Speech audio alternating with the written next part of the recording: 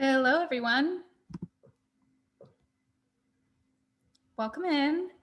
If you're just joining us tonight, I would love to hear where you're listening from. You can use the chat function at the bottom of your screen and select the all panelists and attendees option so that everyone sees your message. I'm here in Seattle in the Fremont neighborhood, and I'm really excited that all of you are joining us here tonight. Hello, Sandy in Seattle, welcome. Marnie and Jen are in Portland. And we're gonna get this started in just a few moments as folks are logging in. Hello, Sarah. Sarah's in Sammamish, Washington.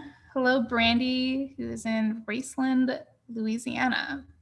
Welcome. Thanks for joining us. All right. Well, my name is Meghna. I am the event manager here at Book Larder in Seattle.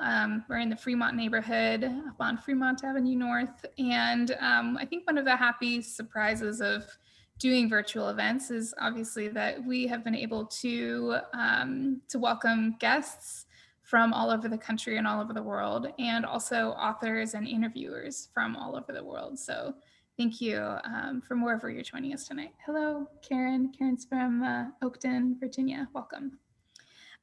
Today we are here to speak with Marnie Hanel and Jen Stevenson, who are the co-authors of Summer, a cookbook.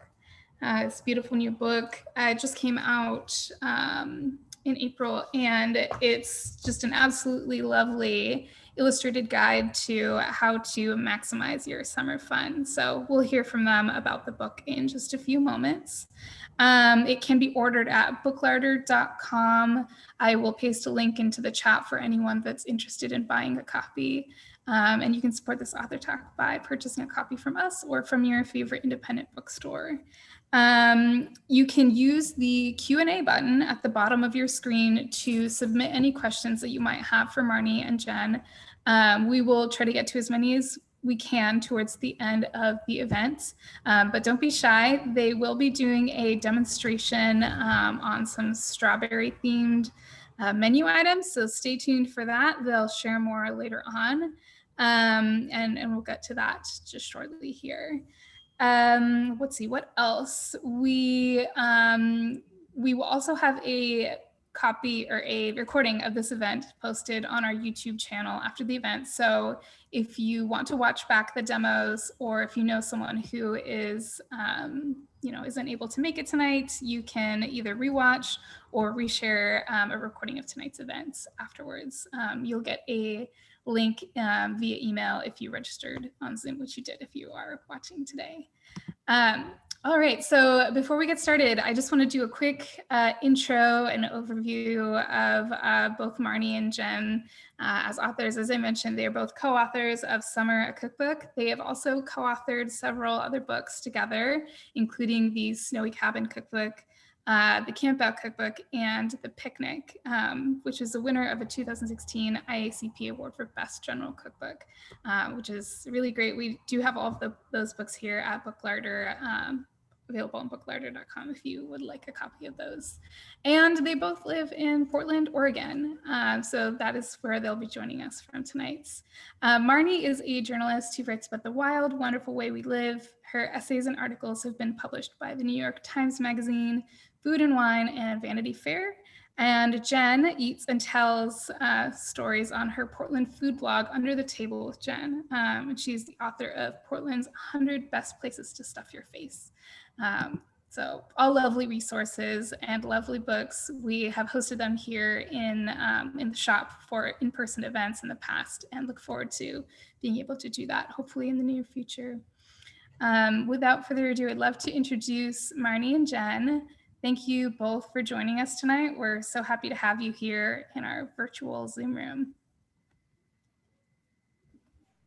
Thanks, Meghna. Hello, welcome. How are you both doing? We were great. Yeah, it's rainy, so of course we're sort of envisioning summer, but right. I know it's a far cry from the sort of faux summer that we've had these past couple weeks, which is why we very much need this book. So I was curious, I was asking Marnie and Jen before we started, how did you two meet? How is it that you came to co-author so many books together, including Summer? Well, we actually met, my husband and I moved to Portland from New York. And when we touched down, we went to Powell's and we were looking for guides to lead us around the city. And we picked up Jen's book, 100 Best Places to Stuff Your Faces. And that is how we got to know Portland. And then I ended up writing about the book in a guide to Portland. So I sent Jen a link to my story and she said, let's have lunch. And we did, and the rest is history. We started the rest is together. We started picnicking together. We had a picnic club, and it became a picnic. And then camping together. Camp Out. Okay. And summer, which sort of captures the recipes for the season that weren't as activity specific as the right. Picnic. Yes, less campfire. Mm-hmm. I mean, I know you're not supposed to pick favorites, but do you have a favorite? I don't know. Do you?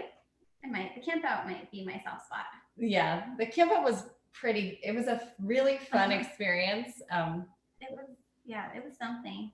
Yeah. So we were saying how we could never have gotten away with it if we were to do that book now because we were recipe testing in the backyard. Mm-hmm. And we had a fire pit and we just had a fire going like 24/7 for months. And our neighbors were so good about it and we thought they were going to call the police on us, but instead they bought a fire pit just like the one that we started our recipe testing going out to campsites and we quickly realized that's not a great idea because if you're in the middle of the woods and you've forgotten an ingredient, go to Fred Meyer. Yeah. Yeah, what's the furthest you had to travel then if you had forgotten an ingredient? Oh my gosh, 45 minutes, an hour? Yeah, something like that. It didn't occur to us we could do it in our backyard at first. So we were going out, we were trying to find the closest in places to do the fire cooking. But it resulted in a lot of really funny moments of discovery because neither of us had done a ton of Dutch oven cooking before we were doing a book about it. And so the first time we lifted the lid and saw that we had made that gorgeous chicken, I think was the first thing. We just, and it always felt like that. Recipe testing was always incredibly rewarding. So that one. And it sounds like an adventure as well. Mm-hmm. Yeah. It was.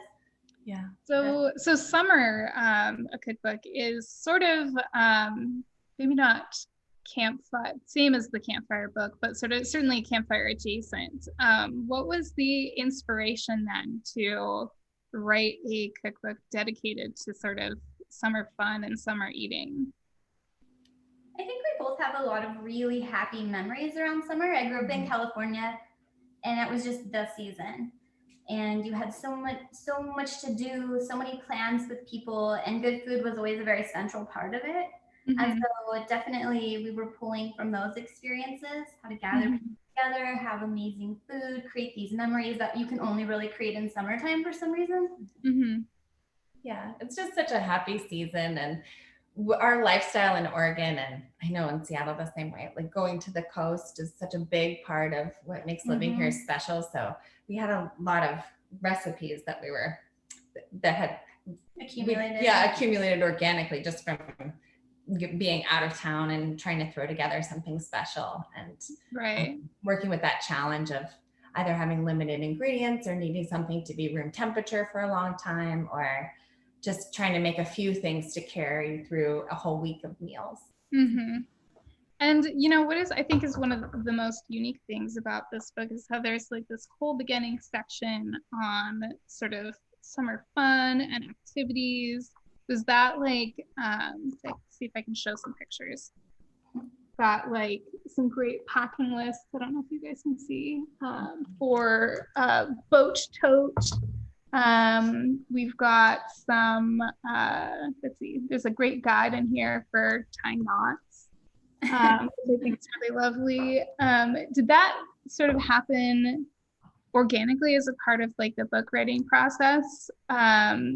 Or was it sort of like rooted in that idea of like summer fun? Like, what was that? How did that addition come about to the book? Yeah, I think we both have backgrounds writing for magazines, and so it felt like the lifestyle component of the books, and throughout the series that section persists. So we always have a lot of fun in trying to apply that same section to the different topics. So if you look through the books, there's some really fun Easter eggs. Like for example, there's a page called Scout Your Spot that changes between, and it's always the same red-haired girl with binoculars, and that just like a through line throughout the books. And a lot of it is personal experience based, like just bloopers. I don't know, funny things seem to happen to us a lot. So, like going in there and talking about Darling disaster, all the things that can go wrong at the beach. How do you keep sand off of your big deal? How do you keep it out of the sandwiches? So we kind of wove that in. And I'd also say, like, generally our take on cookbooks is that it should be fun and funny. And so there's only so much real estate in a recipe to put a little humor in there, which is really your head note. And so we kind of like to have other sections of the book that we can pull some fun with. Well, it certainly adds to that element of fun, as you say, like that's sort of central to summertime. So I've loved looking through that part of the book. As far as recipes, again, like you're not supposed to pick your favorite recipes, but I would love to hear more about some of your favorite recipes throughout the book.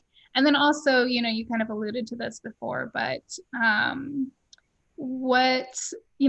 there's more to eating outside in the summertime, I think, than just making the meal. So maybe could you share with the audience a few of those tips for summer eating outside that might pair well with your favorite recipes? No, I was gonna let you know. Okay. In terms of eating outside, there are some fun. I was gonna take a chance to find the page, but there's some problem solving we did. So one of the things that we always wondered was, you always get sand in your sandwich on the beach. Yep. So we really wanted to know how, and I think this is coming from New York and all the Portland sandwich shops. How do you wrap a sandwich in that way that keeps it really secure so that you don't get sand in your sandwich? So we have, for example, a guide to doing that technique. I love that. And then we have a lot of like cooler packing tips. Layering your cooler. And what else is like I can't think of, I guess other than some of the salads, like the lobster roll, and that we have a bay shrimp roll that have an aioli base, so should be refrigerated. Although aioli can stay out a little longer than you think. But most of the recipes in the book can be served at room temperature. And for us, that seemed really important for summer cooking, because you just never know who's going to come in, who's going to go out. Distractions. Nothing should be very stressful in the summer. And we find that just having some basics ready to go in the fridge that can augment fresh produce, that's sort of our core summer cooking, especially since we both subscribe to CSA. So we're always looking at that fennel bulb and thinking, oh gosh, 5 fennel bulbs, I'm going to fit there. So we were looking at some of those problem solving, but I don't know, what recipes were coming to mind to you that you were like, I can't wait to make this summer? There are a few snacks in the snack chapter that are awesome. We're going to demo one of them, the strawberry salsa. It's just so easy. It's a little unexpected. It's delicious. There's a chowder in here. Speaking of going to the coast, because in the summer we always going to the coast, and it's just a really delicious, easy, light chowder, and you can just throw in whatever you find at the fish shop, in the town that you go to, your beach town. That one's really fun. There are some great desserts that are light. But we love desserts. The dessert chapter is the highlight. The chowder, I think the chowder is a really good example of the kind of recipes that are in the book, because it's a rockfish chowder by the recipe name, but we've made that chowder with everything. Halibut, salmon, it doesn't matter. Some nice fresh corn in it. It's just, I agree. It's sort of like the beginning of summer where you're just starting to get some of that great summer produce, but it's still kind of chilly, especially on the Oregon coast. I love that one. I'm really looking forward to there's a lot of great platters in the book. So there's a grilled vegetable platter with a Chermoula. Yeah, with the chermoula. That's so delicious. And a grilled shrimp louis. I Really love nice that one. and There's those platter salads that you can have your friends over, and there it is. And there's Project Paella. Yes. It's actually very fun interactively. Mm-hmm. When we were testing that, we would lay everything out on the patio, and then kind of everyone would help out. And then in the end, you have this gorgeous pan of paella, and everyone just digs in. That's a very fun small group activity. Absolutely. Yeah. Which is why we called it a project. Yeah. It's not your casual weeknight paella, but it's so worth the effort, and it gives such a great time and such a friendly for an evening with friends. Yeah, and I think like eating food family style, making food family style is certainly conducive to sort of like those summertime gatherings that hopefully we'll all be having soon. Now that we've I think that has been a funny thing, that most of our books are focused on eating outside. So turned into being great for the way we're living right now. Yes. Right. And that's been really nice. Yeah, and I'm sure it probably made recipe testing hopefully a little bit more applicable as you were writing the book. Right. All right. Well, I would love to hear more about the strawberry salsa. I'll go ahead and turn it over to the both of you to show us a few strawberry themed recipes for the summer, and then we'll come back on and take some audience questions. Thanks, Great. Marina. Thank you. Yeah, you're welcome. Thank you. And I'm going to tip us down, so you're going to see less of our faces, but more of our food. The important part. All right, here we go. Strawberry salsa. We love this one because strawberries are sort of the first thing that really hits in spring here, or in summer, and they're so delicious, Oregon strawberries, and so we just want to do everything with them, drinks, desserts, and we thought it would be fun to have sort of like a take on pico de gallo, but with strawberries. It's super simple. You start with a pint of strawberries, and we diced them up. You could also quarter them. You don't have to be too picky. Yeah, and I think this salsa was born of, we love to go berry picking, and you always pick way more than you can eat. We have a jam in the way more. I think the strawberry jam is in the Camp Out Cookbook. Jam. Super good. Delicious. And then of course, a quarter cup of cilantro, just coarsely chopped. You can never get enough cilantro. And then just a tablespoon of minced red onion. And if you wanted to turn this salsa sweet and put it over ice cream, you would just leave this out. So it's pretty versatile in that way. We'll put it in. And then of course, the Serrano, we brought these to remind you to wear your gloves when you're cutting the pepper. It's a special kind of burn under the fingernails, pepper cutting burn. So that's just probably a half, but if your spice tolerance is higher, go for the whole thing. Or two, whatever. And if it's lower or very low, you can do just like a little bit of jalapeno. Yeah, it's true. I've made this for my kids without any spice, and it's still quite delicious. And then we have a couple tablespoons of lime juice, a pinch of salt and pepper, and then you just mix everything up. If you're serving this for a party, for a group, you kind of want to make it as close as possible to when you're going to be serving it, so that the strawberries stay nice and fresh and bright. And so once you've mixed everything in, it's a very, very beautiful salsa. Mm-hmm. Yeah, you can't go wrong with strawberries, obviously. Bring it to that camera. Yummy, yummy, yummy. It's so good. It's also, I think, a really nice one because it's not too ambitious if you're with people who are pickier eaters, but it's still really beautiful and something kind of new. And then move this so you can put it in the chips. Oh, right. There it is. There you go. And so then you just want to serve that with chips. Yay. And we're really liking these chips right now. Oh, they're Corn chips. They're so good. Super, super good. Very crunchy. Yay. And now we're going to bring you over to have a margarita to go with, it. Okay, right. There we go.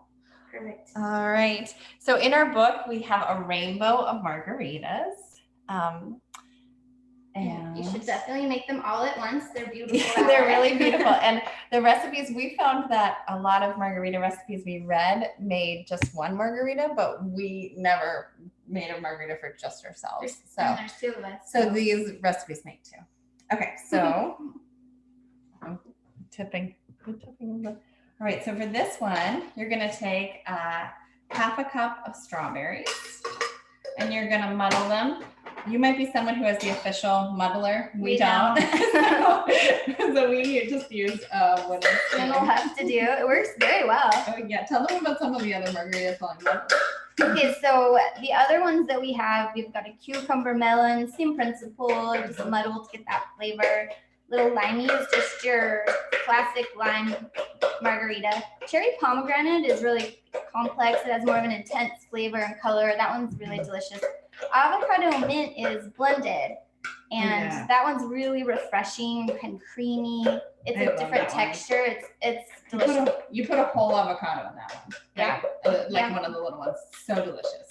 And a little bit of mint, so it's super refreshing. And then of course the mango habanero. Once again, you can sort of tailor how much spice you want going on in there. But it's with fresh mango, champagne mango. And so that one's kind of that sweet, spicy combination that can be so good on a really hot day. Yeah. Like this weekend. It's supposed to get up to 90. This weekend. That would be perfect. Yeah. Well, we love just having some fresh fruit in our margaritas. So, okay, so once you've muddled your strawberries, you're going to add, let's see, 2 ounces of lime juice, fresh lime juice, and you're just gonna want to make sure to roll your limes on the counter to get the most out of them. And then your 3 ounces of Cointreau. Oh, I would love to. Okay, thank you. Because our ice is a little melty. Thank you. Thank you. Okay. Oh, and this is something that we've learned from recipe testing for, this is just some ice for your, I think it was a half cup of ice for your mixing glass. Something we learned from recipe testing for the Camp Out that we never really thought about is the measures on your mason jars are very helpful. Oh, we use them all the time. Yeah. So that's. If you're in a pinch and you have a mason jar, which you should always have around. And then equal parts of tequila for this one.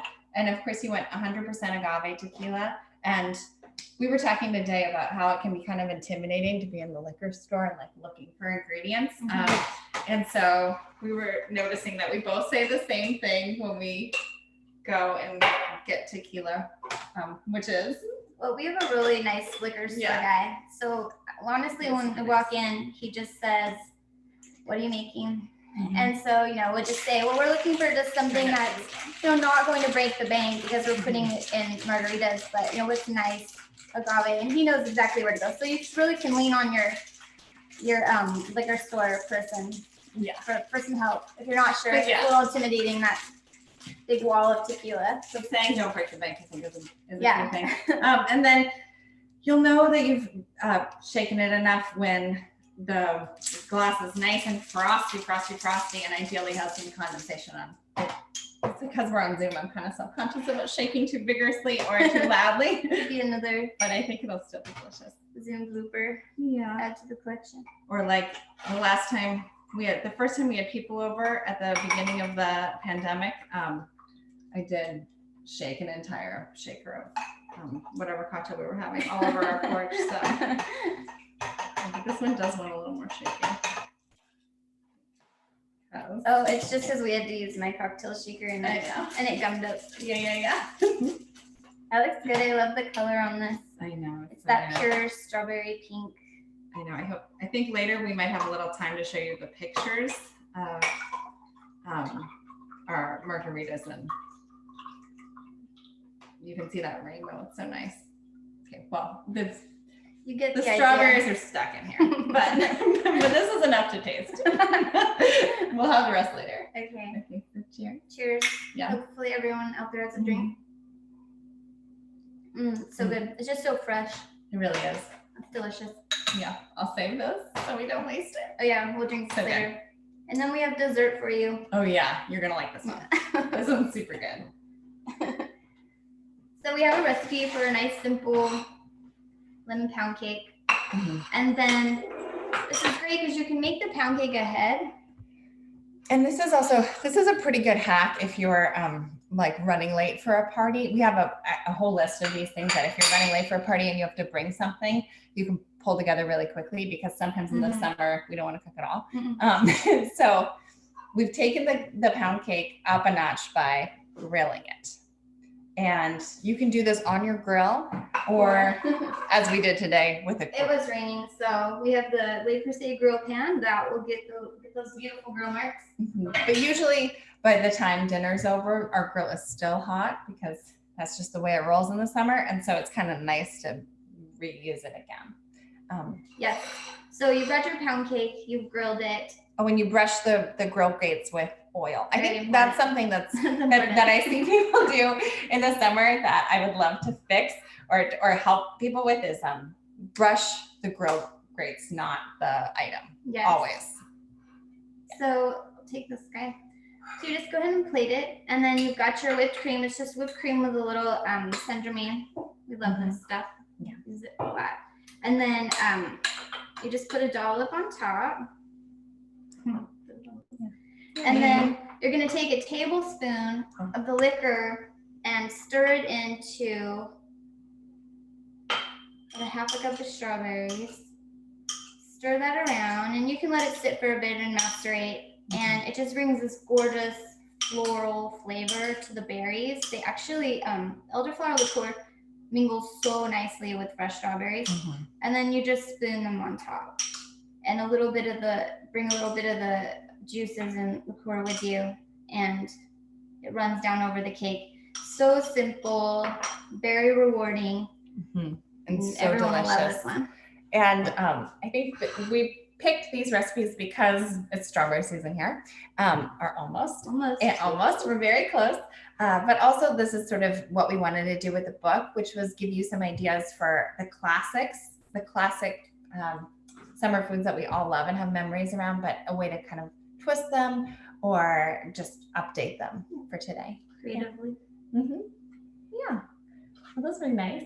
Doing it. Should we call Magda back, or should we ask each other questions? I don't know. Is there anything other you wanted to make sure to hit? Let's see. Another thing we haven't, there you are. Another thing that we haven't talked about is there's menus in the book. So that can be a helpful way to organize some of the foods around each other. Yes. You're planning for a party. I love how simple all three of those recipes were. Like you both said, nobody wants to fuss over anything in the summertime. It's all about maximizing fun and sort of like relaxation. So I love how easy all three of those things were. And I think, as you said, like the bonus is that you're not running around and necessarily having to find multiple ingredients. If you were to happen to do strawberry margaritas and strawberry salsa, so I definitely appreciate that.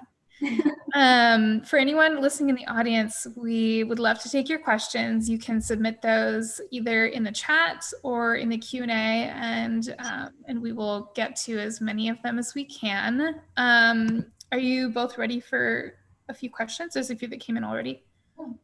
All right. So Erica asks, I'd like to understand what the workflow was like recipe testing and working with the illustrator. I'd love to do a zine with the same kind of structure, recipes and illustrated snippets. Could the both of you talk a little bit about what that was like? Oh, sure. Yeah, I think, well, our wonderful editor, Judy Prey, came up with the idea for the books to be illustrated. She felt that because we were taking on timeless subjects, that they wouldn't date. And we have found that that's been true. So true. But it's pretty fun. We really enjoy working with an illustrator. When we recipe test, we photograph the food and we send those illustrations, those photographs to the illustrator. And then we might describe how we wish.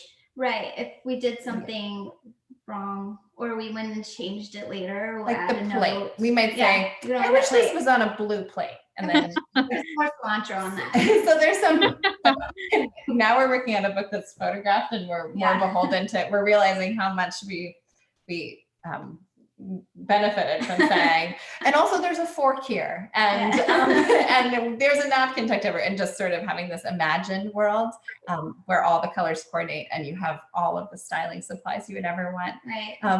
And then we're sent a pass of the book with the illustrations in it, and we go through and we look for things that might throw someone off, or if we were making the recipe, could be clearer. Yeah, were we not clear enough in photo or in our directions? Also, I think in every book we've accidentally asked for some illustration, like too many brown illustrations. There's a lot of food that's super delicious, but doesn't lend itself to photogenic. Yeah, so that was actually one of the greatest, mostly in the camping book, because you're camping, so a lot of grill marks, it's dark, it's but in this book, everything's so vibrant that it really lent itself to illustration. Yeah. I mean, I think there's like probably an illustration for almost every recipe in the book. Now that I'm looking at it, it's kind of our illustrator is Emily Stella, and she just did such beautiful work. She really did. She's been with us she was with us for Camp Out and the picnic too. Mm-hmm. She did these beautiful scenes too. Her scenes are so pretty. We love the scenes. Yeah, they really sort of evoke that, like, I mean, again, like speaking to the color and like the fun of summertime, I think. The palette. Exactly. Well, this might be a good time to look at the pictures from the book, actually, because you know, like we were talking about, the book is exclusively illustrated, and so Marnie and Jen thought it might be kind of fun to share some of the actual pictures that inspired the illustrations and are of the recipes. So I can share my screen and we can go through some. I think another thing that's surprising about working with an illustrator that I wouldn't have known as a reader is that all the communication goes through the editor. So we've never met our illustrator.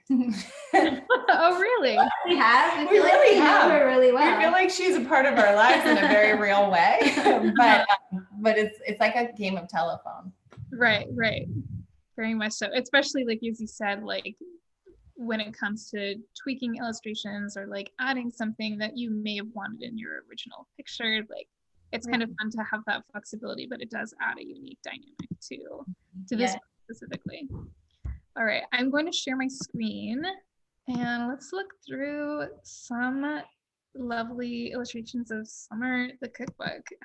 Would love any feedback, or not feedback, but any commentary that you might want to share. So here's our cover and the end papers. In every book, you see the blanket laden with food. That started with the picnic, of course. Right. Of course. Dedication. And then that's our table of contents, and then you're gonna get into the food. There's the food. A really pretty piece of cilantro. Guacamole. That's a beachy banh mi, and that chicken is like a real weeknight staple in our house. So easy. Really good. This is good. That was our mango rice pudding with mango. Oh, yeah. Very coconutty, creamy, delicious. Oh, the easy bean green salad. Yeah, we were trying to every summer table should have a green salad. Yeah, but it should have flowers on it. Absolutely.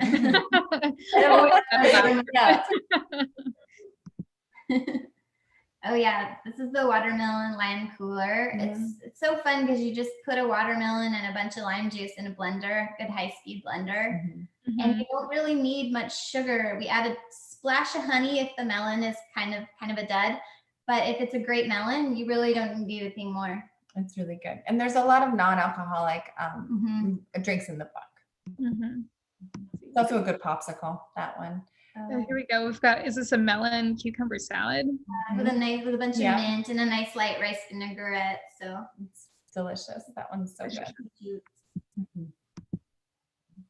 Oh, there's your salsa. There you go. Salsa. You can garnish it with cilantro. These are so good. These are they're crab bites. It's a crab salad on watermelon. The crab has tarragon in it. It's just like a really refreshing way to start a party. And same with these tostaditas. So good. Sort of miniature That looks almost exactly like the illustration. I feel like I remember which Yeah. too. It's spot on. That one came out really well. Yeah. And you can see she changed the plate. And we said, oh, we went, this is actually a great example because you can see we were worried that people would think they were too big and like plan a dinner around it. So we put many on the plate to show, oh no, this is a little something. It's a little something. Yeah.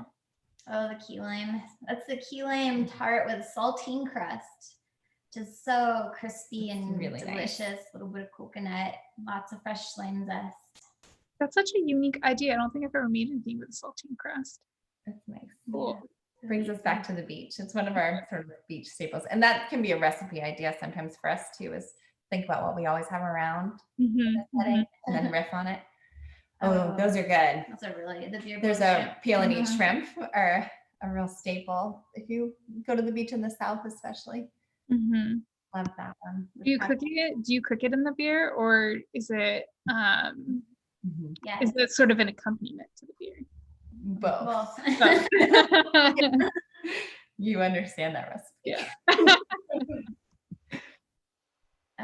Those are easy. It's like an easy take on a deviled egg with Old Bay aioli. So it's aioli baked with Old Bay, and then you just poke a potato chip in the top for a little crunch. This came from the confession that we put a lot of deviled eggs in the picnic, and we both confess that sometimes we're too lazy to actually like make it. And we just kind of whip it up with a little aioli on top. A nice jammy egg. Yeah. Well, it's just nice to have like a container of it too, like dollop on a couple things for later too. This is a ceviche with grapefruit and scallops and tomatillos. It's so good. A little red onion. Really fresh. Oh, that's just a really refreshing slaw that you can make with kale and carrots and some fennel and herbs. And it has a really light vinaigrette on it. There's no oil. No, It's lime juice. It's just super fresh, and it keeps for a while. Like, it makes a lot of slaw and it keeps for a while. So we'll make a batch of the chicken thighs and then just have it for lunch, slaw and chicken thighs. Super easy, no cooking. Oh, there's the pound cake. We know that one. We know that one. Yum. That's the shrimp louis that we were talking about. You grill the shrimp, add some jammy eggs. It's a really nice light dilly vinaigrette. And that one also looks almost exactly like the illustration, I want to say. Yeah, it does. Oh, there's our grilled vegetable platter with the tremolo. It's delicious. It's really easy to make. It's got nice complex those North African flavors, and then it's so easy to grill vegetables. And it's a nice dish to have if anyone's vegetarian. And on that page, we put sort of a guide to ideal grilling time for different vegetables, so you can kind of work through batch by batch. Nothing burns. Falls through. That's another one. Beauty shop.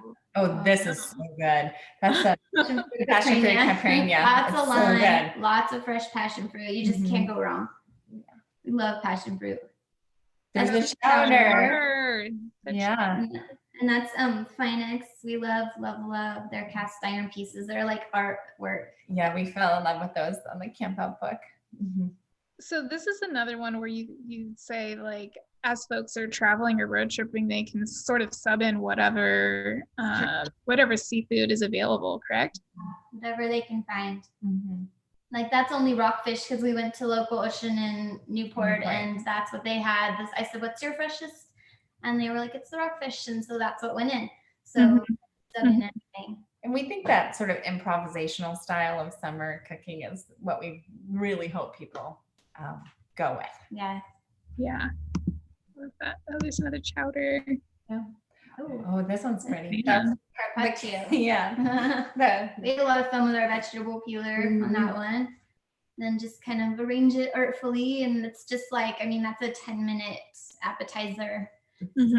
Way to start a fun Italian themed meal. And capicola is a lot smaller than prosciutto, so it's a lot easier to eat at a party. It doesn't get stuck in your teeth, you know? Which is good. It's kind of a fun way to eat melon and prosciutto. Right. Oh, or chowder de melon. Yeah. That was good. Yeah, that one's super refreshing. So is this can be done probably, is it a vegan recipe? Can you make it vegan? Actually, I do believe that it is. Yeah, and it that's has vegan. the cantaloupe seeds in it, which just Mhm. adds this really interesting. Yeah, you had that when you were traveling, right? Yeah, in Oaxaca. Yeah. Mhm. That idea. Very cool. With a burrata Burrata. salad. Can't go wrong with burrata. You cannot. And this one has some pickled blueberries on it, which are a nice thing to have in the fridge throughout the summer to throw in different things. Mhm. And you have instructions for pickling blueberries in the book as well. You sure Yes. do. What a That's great quick idea. pickle. It's like it's just a nice way to add a briny hit. It sort of works as a dressing, so you can just drizzle that salad with olive oil. And the fresh figs. Oh, we Mhm. loved Taco night's our favorite. doing taco. We did a lot of taco nights, and it's just some really nice salmon with a super refreshing corn and cucumber and mango salsa on top. Mhm. And that one was always a hit when we were group Mhm. recipe testing. Yeah, it's so beautiful. Some cold coronas. Fresh. Once again, you can swap in other fish. Yeah. Oh, this is All a right, the breakfast smoothie bowl. bowls. Yeah, the smoothie bowl. That is so spot on. I'm just so impressed with, honestly, like of course you both did such a great job of plating this, but man, it's so spot on as far as the illustration goes. Illustration. I remember seeing this one and it's Absolutely. it's like And it's nice because by the time we photographed this one, it had melted a little Right? bit. We were very The illustration. Banana bread. The banana coconut bread. Mhm. It's actually pretty healthy. Yeah. Nice and low sugar. Yes. Mhm. This one's really nice. So good. Pistachio passion fruit semi-Fredo. So it's got that really light texture. And then we topped it with a rich passion fruit curd. Mhm. And then if you had a fresh passion fruit around, we use a puree called Buron. It's just nice to have in your freezer. It's easy if you can't get passion fruit fresh. It can be hard to find them. But if you can, it's great to top it with just a little scoop of that passion fruit pulp and a sprinkle of pistachios. That one tends to be really popular Yes. at group dinners too. Yeah. And it's a nice make ahead. Yeah. Working during the day and then going somewhere in the evening. Right. But I love that combination of make ahead and also like that it's such a light sort of shareable dessert at the end of the day. It's really It's sort of an adult ice cream sandwich, you know. It has that refreshing. It does. Everyone loves to eat something cold in the summer. Oh, those were some sweet potatoes. Yeah, those are yummy. great. They just have like a little cumin crema on top, just a drizzle, and then pomegranate seeds for that little tart sweet burst. Of course, cilantro. We put cilantro on everything. I love cilantro on everything. I literally will put cilantro. I'm here for it. There they are. There they are. The rainbow from margaritas. Did you have a favorite margarita combination in the book? I really loved that avocado one. What about you? It's super good. I also like the mango habanero. I love that, the almost creaminess of the mango with that hit of habanero heat. It's a great combo. But I make the cucumber one the most, I think. Well, it's easy and so refreshing. Yeah. More.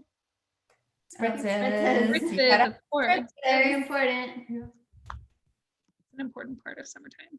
Oh, and then gin tonics. We talked about how we love how in Spain the I guess our gin and tonics are a little bit sort of perfunctory, and they really Spain, go out they really go for it, and we wanted to bring the spirit of that too to our book, because what's a summer without a gin and tonic? No, not a summer that I'm sure about. No, thank you. Yeah. Oh, we've got the fresh. Summer rolls are so fun because I mean we have the recipes in there. There's the salmon and mango, the shrimp roll, and then there's a vegetarian. It's a rainbow roll, so it's just layers of different various colored vegetables and herbs. But you can put absolutely anything in the wrapper. And it's going to be delicious. And then there's a peanut sauce recipe in there, a gingery peanut sauce that you can dip them in. It's also a great way to use up leftover slaw and grillables. Yum. What a great idea for repurposing leftovers. Yeah. Oh, and then breakfast this is the breakfast toast. chapter. That's the smashed pea toast. It's like avocado toast, but we did a little pea puree on the bottom. It's got some mint in it and lemon, so it's got that nice fresh flavor. And then watermelon radish. Yeah, you're gonna show off your watermelon radish. It's almost just for looks, but like, how can you resist? It's so beautiful. And then a little feta. Get that briny, salty element. It's a nice hearty breakfast. It's just super fresh. You're having sort of an Aussie breakfast moment when Yeah. we're doing this book. Starting the day off right. Oh, there's that galette. That's the blueberry lavender galette. So pretty. It has a really nice buckwheat crust. Yeah, and just enough lavender, not too much. Oh, and that's the chickpea waffle, and then we just topped it with a fried egg and a nice little herb salad. So that's kind of nice if you're not eating dairy. It's a good alternative for your waffle. And then that's the galette. It's the same crust as the other galette. It's got that little buckwheat in it, and it's just layers, potatoes, and different vegetables, and then they get really nice and soft. And you can put an egg on top if you want, or not if it's easier, and just fry them on the side. So it's pretty versatile for breakfast, for lunch. Here's another breakfast. Yeah. Parfait. Yeah. Parfait. We got into breakfast chapters with the camp out because with the picnic we didn't really do breakfast, but then we had to continue it. The really nice Gold Coast granola has a little orange zest in it, and then those beautiful fat Chester blackberries. They're just so juicy. So good. That is pure summer. That is summer. I mean, oh my gosh, it's been a long time since I've seen a blueberry or a blackberry. Yeah, right? Hang in there. They're on the way to save all of us. Oh, these are brought us back to snacks. Yeah, back to the beginning of the book, these are beach snacks, like healthy things to bring, especially for families, are great. Yeah. Oh wow. Oh, that's our other smoothie. Okay, this one is a little over the top, possibly. You have to get a coconut, crack it in half, but we teach you how. That was a fun learning curve, and we still have all our fingers. But you just make a nice dragon fruit smoothie, little coconut milk and lime, and then, ideally, you would fill the coconut shell and really trick it out there. So, and dragon fruit you can find it really easily frozen now, which was surprising to us. Oh, nice. Where do you get your frozen dragon fruit? It's that new season. Yeah. It's like market of choice. Pretty much. I mean, I've gotten it at Fred Meyer before. Everyone seems to have it. Yeah, that was surprising. Yeah. Good to know, though. It's really healthy. Oh, those are fun. These are fun. Those are the raspberry pool float donuts. We just had this obsession with making a baked donut that looked like that iconic pool float that looks like a donut. We really tested the color on the icing to get it just right. Yeah. It was kind of an obsession. It just never stopped. That is that perfect pink. Oh, this is like a must for the beach house. For sure. It's we think clams are a great way to, or you can do this with mussels, a great way to call people into the kitchen without having to leave the party, because you can just eat them really quickly. And this one has some pancetta and Castelvetrano olives to give it a really rich broth. It's really yummy. Yum. Oh, and I love olives. That's just another picture of that. Dinner. Oh, that's the coconut curry popcorn. It's really More snacks.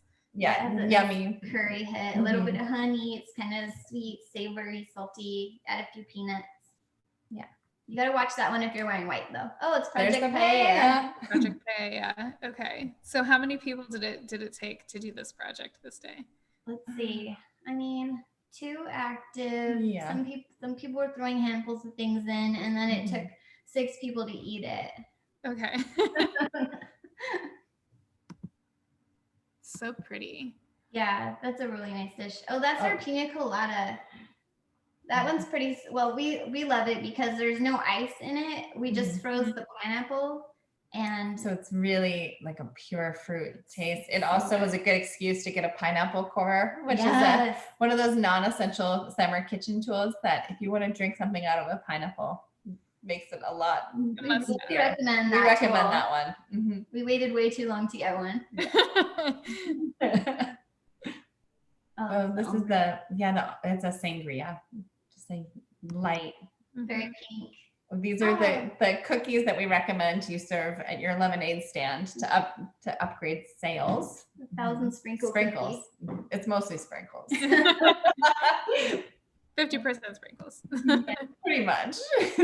More sprinkle cookies. Like instant joy. And sometimes we'll take a picture from multiple angles to give the illustrator an option. Yeah. Okay, I think that was all the pictures. Great. Oh my gosh. I don't know if anyone else watching is hungry right now, but I'm certainly hungry and dreaming about summer after looking through all those pictures, especially, oh my gosh, those fat blackberries. Oof, can't wait. It looks like there were a couple more questions that came through the chat. Would love to get some of these up. Just a second. All right. Let's see. An anonymous attendee asks, "Whoa, what is your favorite item in the Full of Fun fanny pack?" The Pea dispenser. Yeah, probably. Not the hand sanitizer. Yeah, not the hand sanitizer. Yeah, or possibly the photo strip. I know. You know, can't go wrong with it. We're among those that always stop at a photo booth. Yeah, that's a good question. Yeah, that's a really good question. Tell us more about the fanny pack of fun, though. So is that like inspired by someone, or? This is just. It's just all honestly, like those essentials that. Yeah. And not so essentials. Yeah. Sometimes we just like to come up with something that might be a treat to illustrate. Yeah. Because we're just such fans of Emily Isabella's beautiful illustrations. And so this is just a pop of fun. And we like to put pages like this to break up the recipes and keep you in that light summer mood. Summer frame of mind. Right. On that note. Very useful, yeah. On the note of illustrations, do you have any favorite illustrations from the cover? Sloan asks if you both have a favorite, and that their favorite is the ribbon. Oh. Sloan. I have a feeling this might be my niece, Sloan. And yeah, the ribbon looks like a wave in this book. I love the rickrack. Yeah, it's rickrack. In our first book, the ribbon came to us as a surprise. We'd asked our editor for a ribbon, and she said, they're pretty expensive. I don't know. And I think she was just posturing because when our books arrived, they had a ribbon, and it was just such a nice moment. But I think I love the cover of the picnic quite a lot. I think. Oh, yes. Yeah, that took our breath away when it came in. For sure. Like I would frame that. Okay. See. And Carrie asks, I love passion fruit as well. You may have mentioned this, but where do you get passion fruit, curd, etc. when not found in a regular store? Do you have store ideas where it can be found in the Pacific Northwest, or do you have an online source? Yeah. This is something we love to have. The recipe for the curd is in the book, but it comes from a puree that you probably have in your freezer right now. It's like a brick of puree. The brand is Boiron, and yeah, it looks like this. So it just looks like this. I think it's a kilo, maybe. Yeah, you can. There you go. And so when you it's just pure flavor. It's just ready to go. It is so flavorful. It's kind of spendy to buy the tub, but it lasts for a long time. Yeah, and you won't regret it. There's so many. We got into it because we were making macarons for our friend's wedding. That's right. So that was she was a friend from Hawaii, so we wanted a passion fruit and and we couldn't find it. They're hard to find fresh. Sometimes they'll just be there at new seasons, and it's sort of random. But more often than not, they're not. So we really rely on this puree, which we get at Providore in always Portland. have it. And then I think I think in Seattle. Online. Yeah. But call around. They also have a strawberry puree that's really delicious, but this is our favorite for sure. Yes, it's special. It's great with Prosecco too. If you just want to make a champagne cocktail. Yeah. You'll be eating it with a spoon. It's so like pure flavor. That should be a list in the next book, like what to do with your passion fruit puree. Now that we've hooked you. With your now that we're hooked on passion fruit. Yeah. All right. Another anonymous attendee asks, what are your best recipes for kids? And are there any tips in the book for keeping them entertained in the summertime? Yes, me too. We have a section called Beach Babies that sort of outlines. I have 3 sons, ages 2, 4, and 6. So this is very much my wheelhouse at the moment. So that page outlines some of the things we've discovered about how to keep kids safe and contained at the beach, and how to time things so everyone's having a really good time. Lemonade stand. That's such we a have a good lemonade illustration. stand, this is sort of our trick on how to pack up a beach house when you're leaving, to open up a lemonade stand with your kids so you can pack things up while they're selling lemonade. And we have a few special lemonades in the book, like a sparkling yuzu Meyer lemonade, but we also hit the classic lemonade. And the key thing I would tell you about what makes or breaks your lemonade is using simple syrup versus sugar, so you don't get any sediment at the bottom. And that's based on a French citron press. But yeah, we do. And then other, what recipes do you think the boys loved the most? We have a really simple crisp that was inspired by our kids. Stone fruit crisp. by my kids, because Jen and I walked into the kitchen one day and my sons had taken a bite out of every single piece of stone fruit that was on the, oh my gosh, on the counter. We were about to recipe test with them and we thought, okay, well, I guess we'll make it crisp. So that's in here. The sprinkle cookies are, of course, something that kids really love. There's some pudding pops that have that like really nice fudgy texture. If you're more of a icy pop person, you can stir a little water in at the end, but we love that fudgy texture. The pool float donuts are a hit too. Those work. There's some blueberry muffins in here that I make all the time for my kids because they have a nut flour in them, so you can feel like there's something virtuous happening. But a lot of the stuff is kid friendly. There's the yogurt granolas, fish tacos. A lot of the things in the book are pretty customizable. Skewers. Yeah. Mix match. Okay, we just have 2 more questions. Sadie asks, if you could only make one recipe for your family, what would it be? We've got a lot of curious. Probably the paella, because it's so varied. It's like there's something in there for everyone, and it's so filling and it's so convivial. You just have this beautiful presentation. It's fun to watch it cook, actually. I have a friend here in Portland, and for her birthday every year, she has, I think it's almost 3 foot wide, the pan, and she has a huge fire pit, and she makes a giant version for her birthday. So it's like 40 people eating out of it. So it's like you can kind of customize the size, but we use just the regular, I think 14-inch paella pan for that one. And it's just a nice amount of food for 4 to 6 people. And you can add a salad, or you can add, a baguette or whatnot, but really all you need is that paella when it comes down to it. And dessert. We would never ever skip dessert, ever. Absolutely not. But yeah, that one's beautiful. If you're looking for something sort of a simple summer, if that sounds intimidating to you, there's also Hamburgers and Hot Dogs in the book. There's a Juicy Lucy, which is a burger, like a bar burger from Minnesota that has a cheese in the middle of the patty. So yummy. And there's some hot dog accompaniments that are like homemade pickle relish. There's a really yummy kimchi dog. So if you're looking for something less ambitious for like a Wednesday, there's stuff in there too.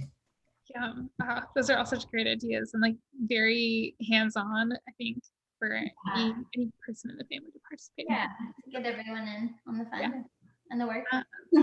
All right, so one last question for you both. Erica asks, can you give us a teaser on the next book subject matter? We can. It's coming out in the fall. We're really excited about it, and it's called The Snowy Cabin Cookbook. So cozy food, lots and lots of cheese. We developed it in the sort of the beginning of the pandemic. So it was we were kind of glad that this happened before the pandemic, because it's just pure joy, pure naive joy. And then it's like hunker down and make everyone as comfortable and as possible in place. So we really love that book, and it's coming up, and we hope to come back to Brook Larder and talk about that one too. Yeah, and hopefully by then we'll be able to do an in-person author event. Though. We love that. Yay. Mm-hmm. Yes. Well, that's all I have here for questions.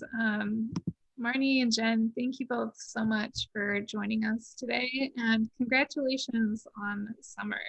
It's such a fun book. I hope that that lots of people buy it, because it certainly is like your quintessential guide to summer fun. So thanks for sharing your book with us tonight. Thank you for having us. Yeah.